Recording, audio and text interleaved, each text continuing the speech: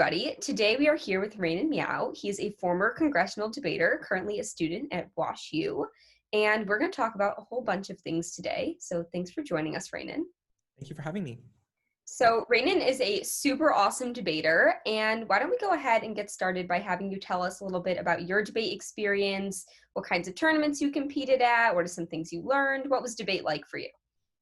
So first of all, thank you so much for having me here. I absolutely loved debate in high school. I did it for 4 years. I got to serve as president of my team, and right now in college, I'm the vice president of our team as well. I did a lot of different congressional debate tournaments across the country, and I also was on the USA team for 2 years. Cool. All very cool. Coolest debater of all time. So we want to help out all of these students across the country who are struggling to figure out what they should do, especially with winter break and spring break, and how to keep practicing their debate. What are some drills that you used to run, or maybe you run in college debate too, that help with fluency and presentation? I think the thing that helped me the most was just giving a speech over and over again. So for example, I would look at a wall and I would deliver the speech as many times as possible until I got it all right. And the way that you're smiling tells me that you did the same thing. I know this is something that a lot of people do, but it's a really simple way of just getting better at speaking, because if you do the same speech over and over again, you get so familiar with the content, but also just with how sentences are structured, that you become a lot more comfortable speaking fluently and extemporaneously. In terms of other skills, so for example, if you have problems with articulation, the pen drill is really great. It's when you put a pen in your mouth and you try to deliver a speech while you have that pen in your mouth. That's going to guarantee that when you speak, you're going to be able to articulate and enunciate more, because with that pen there, it's really difficult for you to pronounce words correctly. And if you want to come across as clear, you have to make sure that you're enunciating really, really clearly. You can also do a drill where you add or insert a word between every single one of your words in your speech. So let's say the word is elephant, and you're trying to give a line like,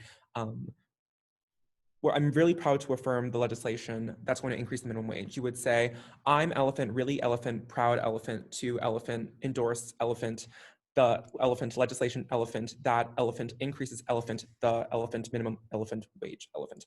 The way that that works is that it forces you to enunciate and like pronounce every single word really clearly so that it's not going to be lost. And when you speak a little faster, like I spoke pretty fast when I did debate, that will help a lot. And the last thing I think that's pretty important is probably going to be argumentation and weighing. The way that I usually practice this is I would look through old flows and just write down as many responses as I could to an argument that people in the round made, whether it was on my own side or on the opposite side. And this trained me to think about how I can break down an argument more effectively, which in and of itself is a skill that requires a lot of practice for you to hone in and to actually get better at. Yeah, absolutely. And are these drills that you've kept doing in college debate? And would they work for students in other events, or do you think they're congressional debate specific? I think that the enunciation drills can work for literally any event where you want to speak better. I think Real that, life, just everyday life where you want to speak better. yes.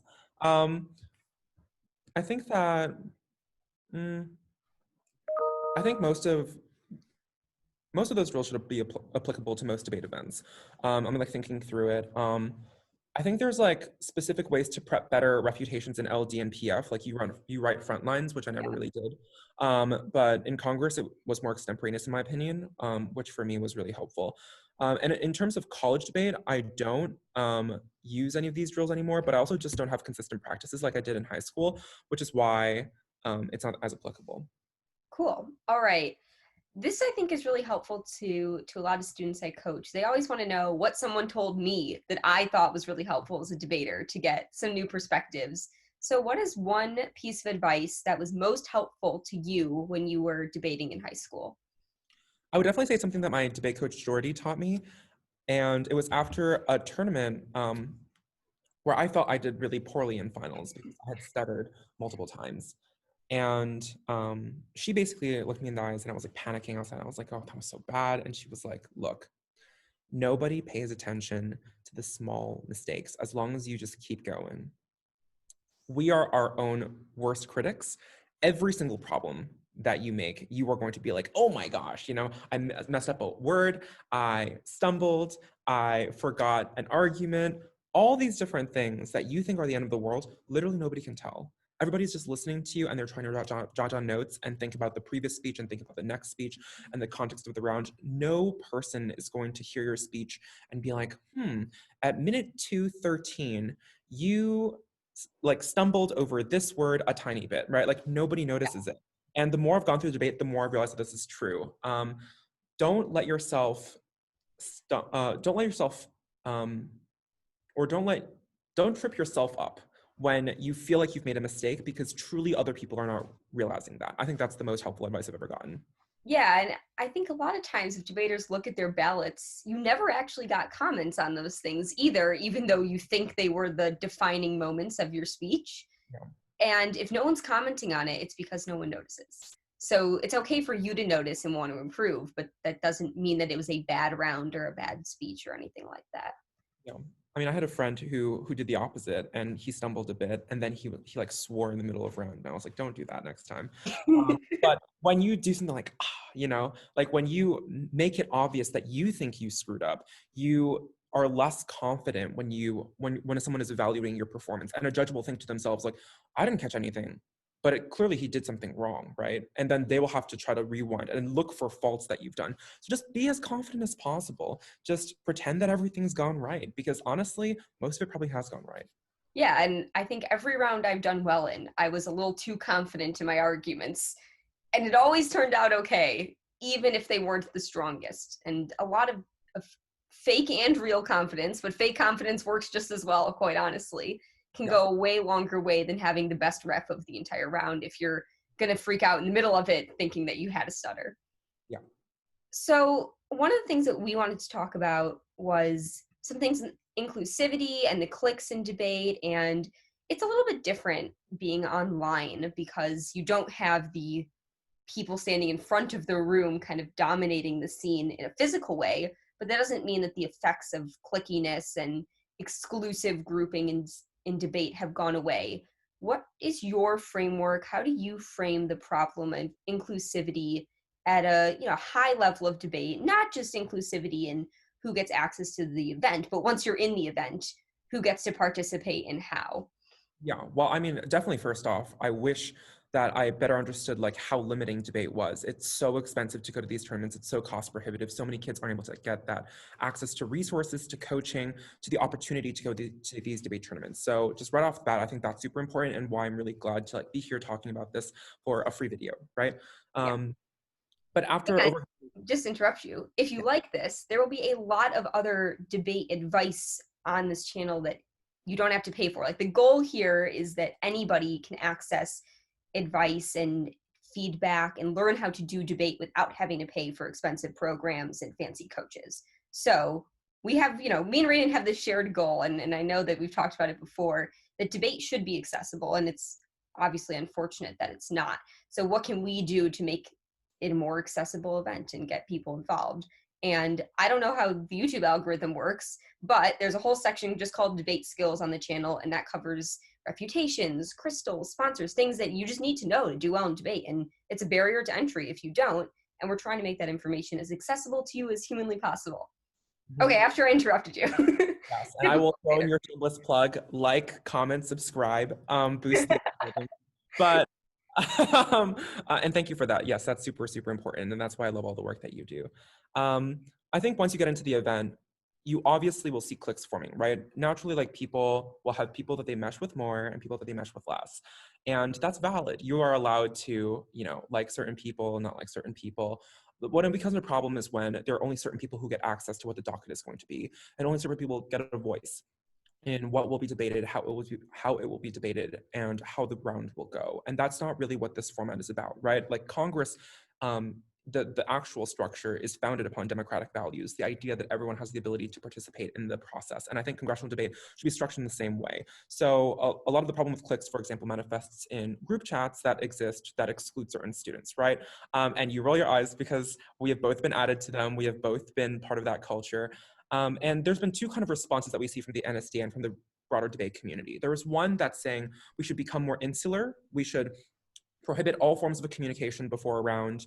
But I don't think this is the right approach. And the reason is because I think this like rugged individualism approach to debate is not what debate is actually about, right? Because debate is about collaboration. It's about having like teamwork and strong discourse over ideas, and communication requires other people. Like you cannot alone be the best communicator, right? You have to Best communicate. communicator with yourself is not a good communicator at all.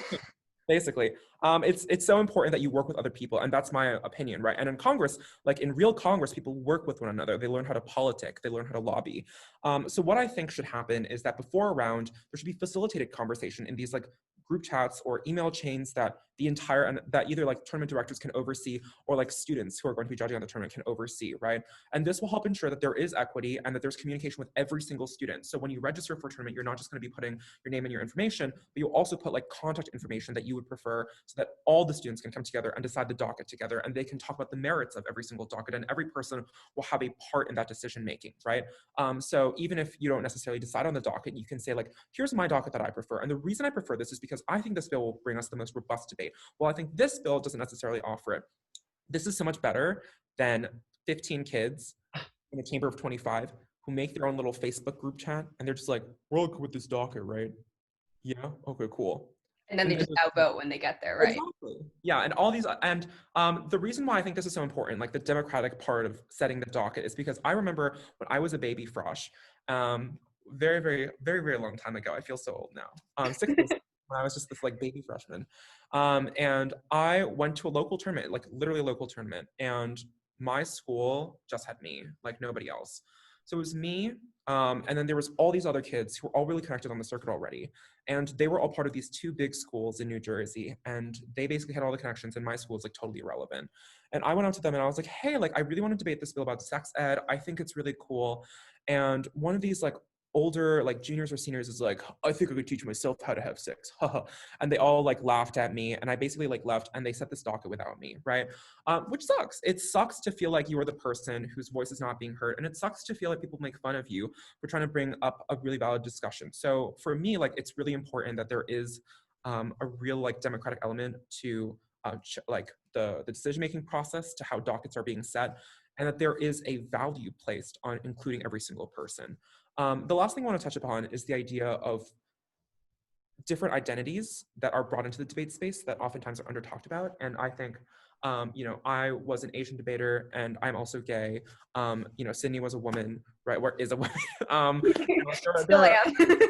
There are a lot of debaters who are by POC, who are women, who are LGBTQ plus, whose identities oftentimes are marginalized in different ways in the debate space. And I think that this form of marginalization is in and of itself a form of exclusivity, right? Because if we paint debate as a space where only like straight white men belong, and disproportionately wealthy straight white men, right? If you think about people who tend to win tournaments or be good Or debaters, be at the national level in general, right? exactly, yeah. You really insulate yourself up from some of the most incredible talent that I've met through this event. I think it's so important to make sure that creating debate spaces that are inclusive means that you are not making problematic arguments, you're not trying to use stereotypes, or you're not trying to deny people's identities and lived experiences. I am really glad that I never had to go through this, but I remember hearing arguments that definitely were problematic. And as time has gone on, I've realized why they're so problematic, right? Because there is a part of it that is exclusive. If you are going to be talking in a debate about immigration, don't make comments about why immigrants don't belong in this country, because for many people, like me, for example, my parents are immigrants. A lot of people themselves are immigrants, right? And you don't really know who else you're debating with. Don't make problematic arguments about women. Don't try to justify the wage gap. Don't try to justify racial discrimination. Don't try to justify hate crimes, right? There's just a lot of things that people, I think, sometimes try to do because they're like, oh, it's just for debate. But debate is about productive discourse. It's not just about saying things for the sake of saying things. So if we want to create truly inclusive spaces of people from all different demographic backgrounds and identities, we have to make sure that we also argue along our morals, and that we don't say things that go against what we believe in. So.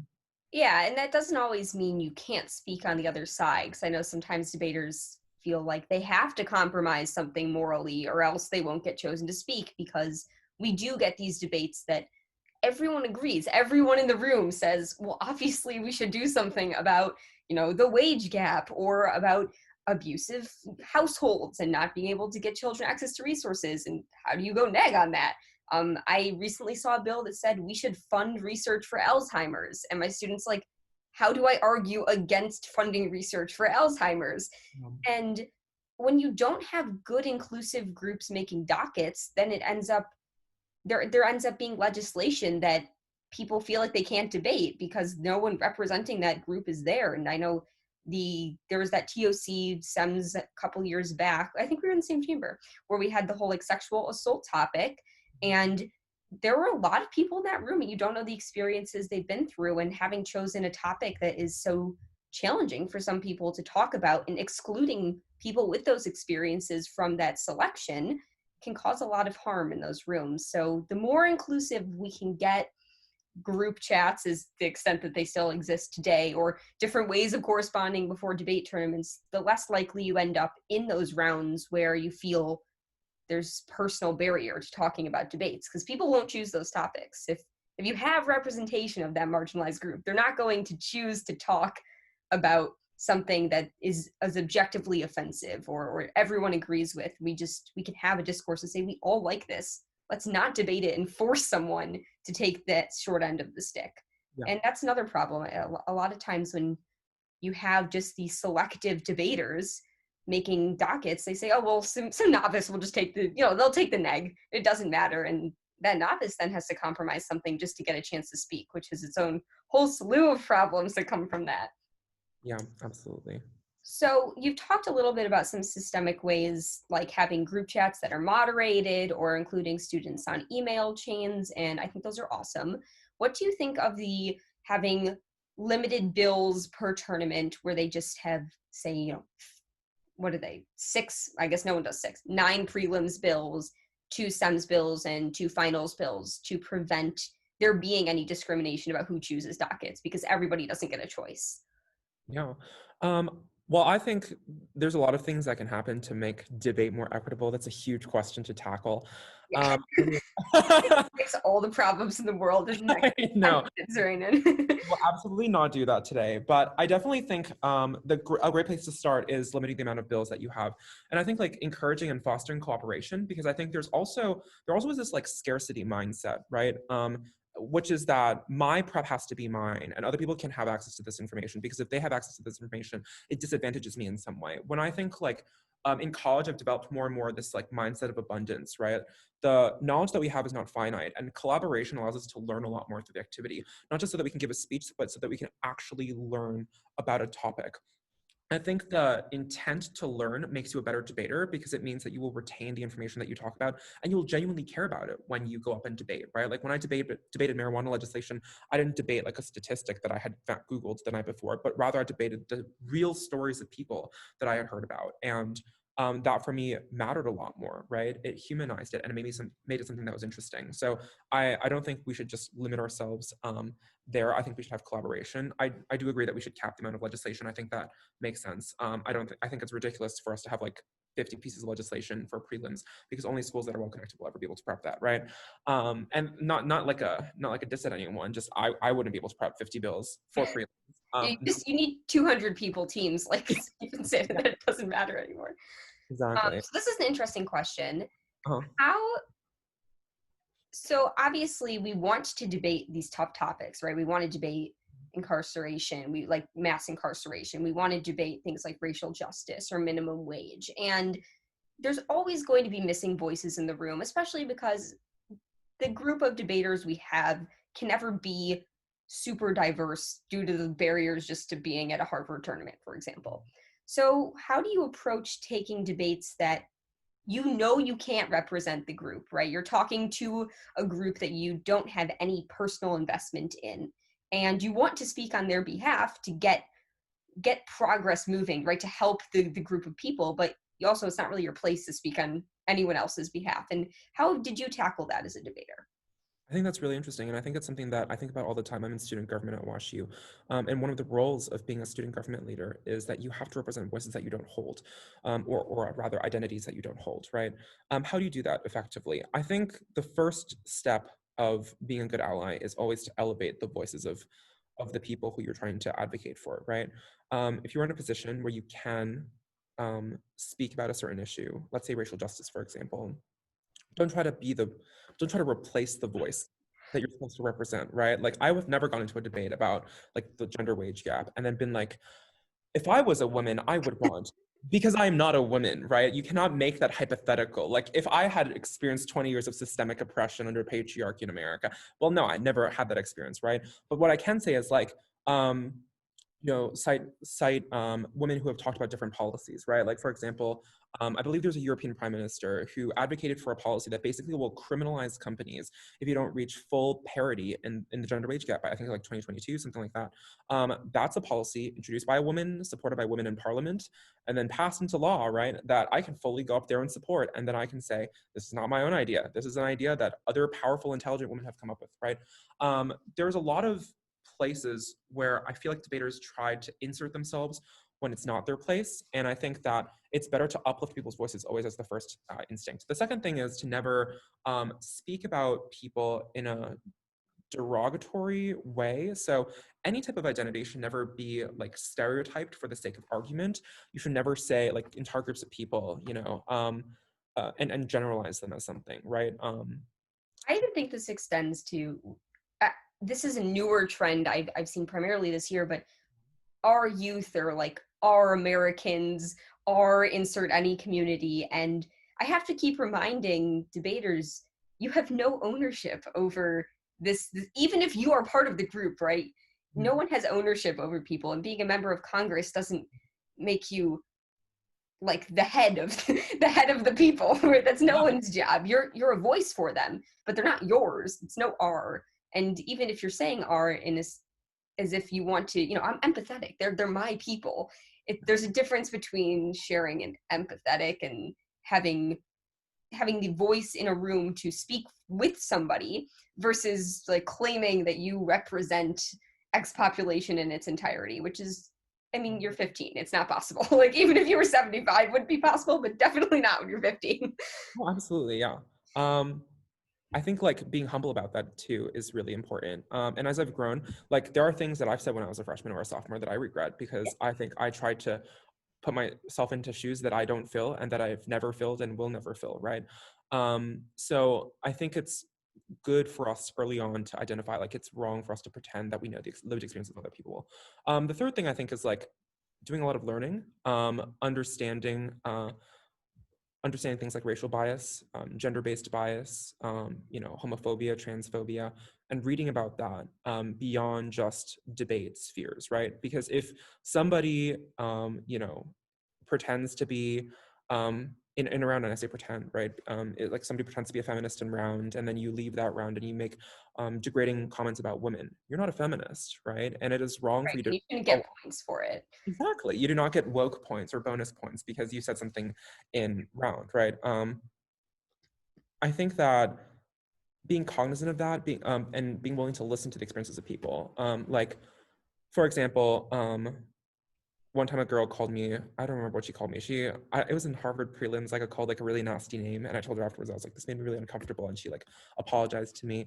I think that's the right thing to do, right? If you make someone uncomfortable and then they like express it to you, a lot of people have the first instinct of like, I would never make you uncomfortable, or they gaslight you. And they're just like, well, I'm sorry that you felt that way. These are both not the appropriate response. If you've caused harm, it's really good to take accountability for it, right? Because someone is helping you become a better person. And by learning from them, you can become better. So don't try to deny people's experiences. If a girl has told you that she's faced lewd comments because of the clothes that she wears from a judge, right? Don't be like, well, that's not every judge. Say, that is horrible. And how can I help you? Or how can I be an ally in this space, right? Like, can I listen to you? Can I help you file a request? With a tournament, can I advocate for some type of new policy to be put in place, right? And be willing to, and I think the last thing is like, be willing to call people in if you hear them making problematic comments, right? Like people have said horrible things about minorities, about immigrants, about gay people in rounds that I've been in, where afterwards I've spoken with them and been like, hey, I think this could be very harmful, right? And this could be harmful because of this reason. And most people, not all people, but There's most people, always exceptions. there's always those exceptions, but most people are really open to listen and to learn and to get better. And I think that's really heartwarming.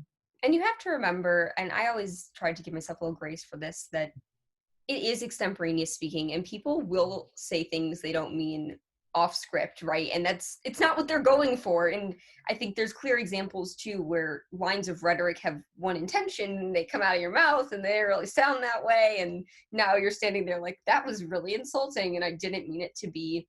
And false confidence is good to get your arguments across and to make yourself have a presence in the room, but it's okay to be wrong as debaters and make mistakes. And I wouldn't advocate stopping the middle of your speech and going into a monologue about it, but apologizing in some way, shape, or form afterward if you know that you overstepped a line or you stepped into a area that you just shouldn't have spoken for. And debaters, it's fine. It's okay. I, as a judge, would never dock a student for apologizing at the end of a round to say, you know what, I had this line of rhetoric and it didn't come out how I intended. I'm aware of that. And I just want to say I'm sorry for what I said. It wasn't meant to be that way.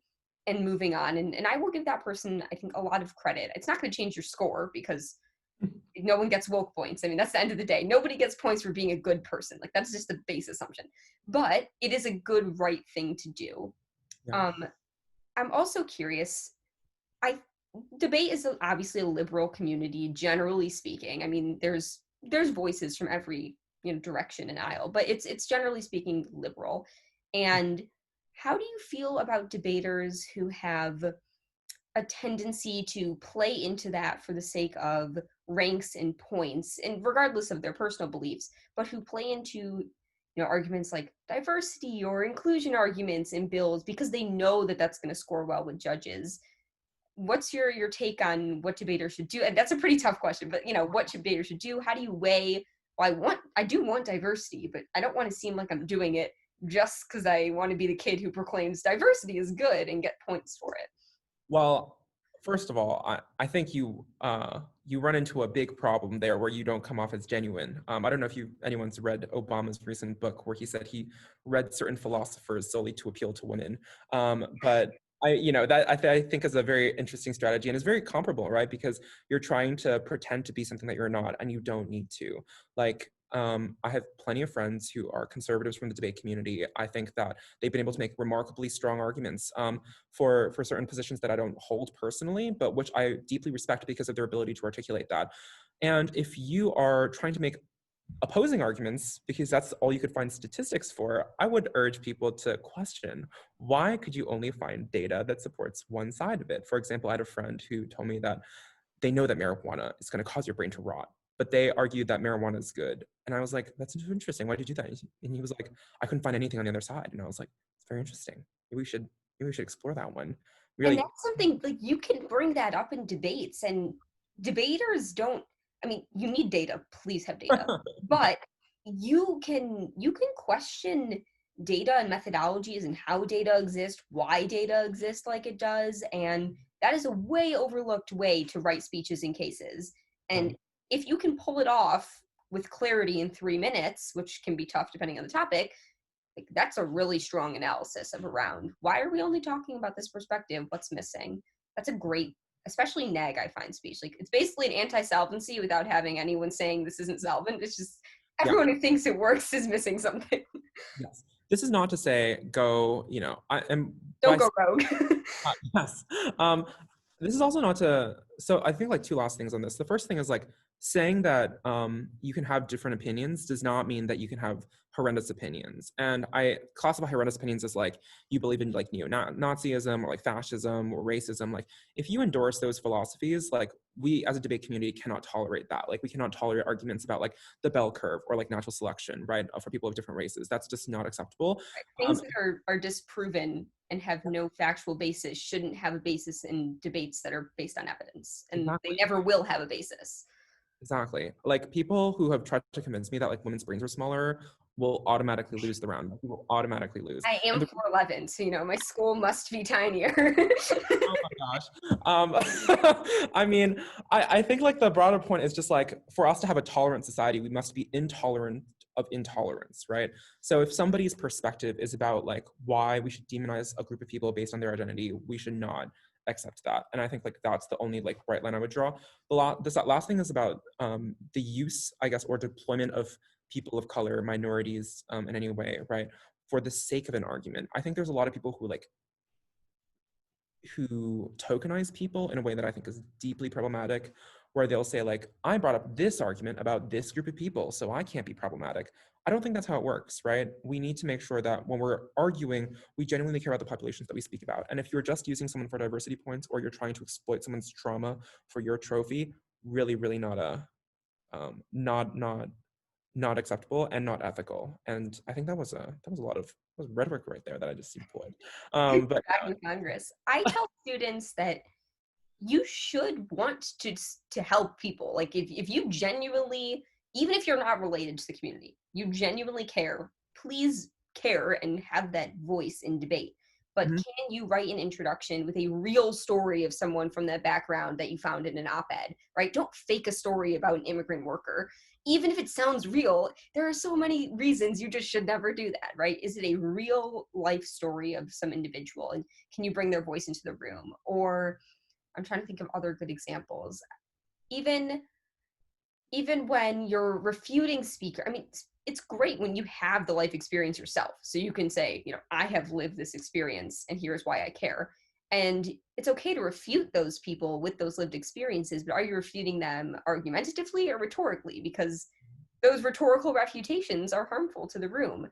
Refute their evidence if it's fake and bad and awful and their argument sucks, but don't do so by disrespecting the population or the experiences that they've lived. And it's a hard line. You're going to make mistakes. I think we have to be willing and open as debaters to accept mistakes will be made along the way in order to get to a point where you know how to have those conversations, especially being 15 or 16. Like, you don't have exposure to those kinds of topics, and now there's adults judging you and you're supposed to know how to do it right. And I give debaters a lot of benefit of the doubt, especially young debaters, when they're talking about tough topics, to say, okay, I'm not sure that's what you wanted me to think you said. And I'm going to give you the benefit, and you'll hear, like, I'll give you the benefit of the doubt this time and assume that was not the intention. Here's what you should do instead. And it's okay to have those learning experiences as long as you're cognizant and trying to avoid the harmful situations. yeah. That's where I think the gray area comes. Is if you're trying, it's fine. The minute you stop thinking about it and stop trying and just say, it would be so easy to say immigrants would be helped in this argument because that's diversity points, that's when you can't go there anymore and it becomes not okay. Absolutely. All right, so I have I have two more questions for you. The first one, what do you think individual students can do to help combat some of these problems? Because some of these are huge, large scale issues. Like, should we be writing legislation about voices that can never exist in the debate sphere, right? And that's a problem too large for any one student to tackle. So what can an individual student do to try and combat some of the issues we've talked about in their own personal debate careers? Yeah, I mean, educate yourself. Step one, really important. And don't and stay humble as a human being, right? You will never know everyone's lived experiences. It's okay to take a backseat, to listen, and to learn from other people. And you are not members of Congress. Don't pretend that decorum is that important. One time, a girl gave a really moving, emotional speech, not about the legislation, but about her lived experiences. And then she left the podium and was like crying. And I got up against Is that decorum. Blake? Huh? This wasn't like you Yeah. were there. Wow, we're always in the same rounds. We're always in the same rounds. And you I remember, spoke right? after her. Do you remember that? You I don't know did. why you'd remember that. And that was a I tough do. intro because it Yeah. was it was the gray line of like, It's hard. gotta be respectful and treasure her experience as it is, but also argumentatively, some of that has a lot of great question marks. So how do you walk that gray area? I was very proud of myself for that Mhm. particular speech because it was tough. It was very tough. And I mean, like telling her that like I cared about her and like getting up and giving her a hug was against every decorum rule. But also like in that moment, it's what she probably needed, right? Because she probably like was like, oh, I just did poorly in my speech. Like I'm in semis and I just gave a speech that had nothing to do with the bill. And she was like so vulnerable. And I think like there's when people choose to be vulnerable or when they share things that are really difficult to share, supporting them as a human being is always important. Don't forget that every single debater that you are going up against is not your competitor. It's not your enemy. It is a human being who has feelings and emotions and lived experiences that are valid and legitimate. And it is our role as individuals to make them feel heard and to be there for them as friends, not just as competitors. So I need a video of that round. That was the perfect example of how that could have gone. Like, yeah. everything went well in that moment. for most parties involved. Like, she was allowed to give the speech, no PO interrupted her, right? As a presiding officer, don't interrupt someone who's sharing their story because they aren't following the time. Like, just let it happen, and you absorb, those differences. Okay, so my last question for you is, what is one thing that you want the speech and debate world to know that you learned? So this can be anything, any topic, something that you learned over your 4 years that you want to pass down through the line of generational advice to all of the speech and debate babies who are out there right now. Also, my last debate tournament, I don't remember if you were in the House or the Senate for the NSDAs. I was in Senate. We weren't together, and I couldn't watch you, and I was quite sad about it. My last speech, I said, be honest, be humble, and be kind. And I think those are the three most important things I learned from debate. Be honest, because I knew a lot of people fabricated evidence, and I didn't believe that that was the most academically integrous, the most academically honest thing to do. Side note, I evidence checked someone, and it was a little distressing to her, but wholly support evidence check people if they're wrong, and if they cry, they should not have used fake evidence. That is my stance. Yes, I mean, in general, like, what is the purpose of using fake evidence, right? Besides, like, building an argument that probably isn't true if you couldn't find real evidence for it. It's always good to base your arguments off of real life. I've always found my sources, will always stand by that. I'd rather give a speech with no sources than with fake sources. I mean, in general, right, like, being honest about, like, if you weren't able to find something, like, don't debate on the side that you couldn't find any evidence on, or make an argument that you know is not substantiated by fact. I think honesty is really, really important. We're taught this starting from a young age. Obviously, I think it's important. I think be humble, because like I said earlier, like, there's a lot for us to learn. None of us are perfect. Every single one of us has a lot to gain from other people in that room. And we should not get full of ourselves, no matter what our title is, or who we are, or where we are, or what we have, right? We are all human beings, and we deserve love and respect, and we deserve to hear one another out and to be kind to one another. Because so many people, I think, when they get into this high and mighty position, are out here and they're just like, I can do whatever I want, I can exclude whoever I want, I can roast whoever I want. And you forget that there are people who do look up to you, or people um, who want to learn from you, and who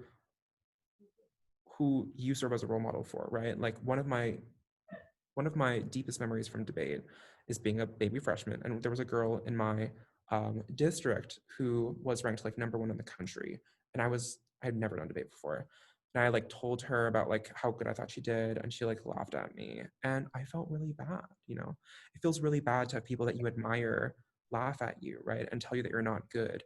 There's another kid who told me, who's a junior that year, and told me maybe debate I wasn't cut out for debate. And my junior year, I beat him at the state tournament. But simply, there are things that happen that are a little bit karma. But in general, I think like being kind has never failed me, and people being mean to me has left a really negative impact on my on my debate career. And I would say were definitely some of my lows. So I think like being a good human being genuinely, and wanting to make friends with people as opposed to beat them, wanting to hear their stories as opposed to talk over them, and wanting to debate for the sake of learning, and for the sake of the community, and for the sake of your like personal like intellectual enrichment, as opposed to I want trophy, I want trophy, I want trophy, will definitely bring you a lot farther, and will help you, will equip you with, I think, like the moral compass that you would want as a human being moving forwards. Yeah, and the the message is the message that debate can send can be really amazing about education, what young people are capable of, and the way young people can discuss and come up with really incredible solutions to real world problems. And we as a community shouldn't want to taint that by having drama and cliques and gossip and making it just like any other, high school experience. It's inevitable, but we should want to try and keep the event academic and intellectually focused. And you can have your opinions about people, but they don't really have to have a place in the circuit and the round. Yeah. And that's fine. You're entitled to those opinions, but don't mesh them with the debate world necessarily. Yeah. Cool. All right. Thank you so much for talking with us, Ranen. We really appreciate it. You are an incredible debater, incredible person.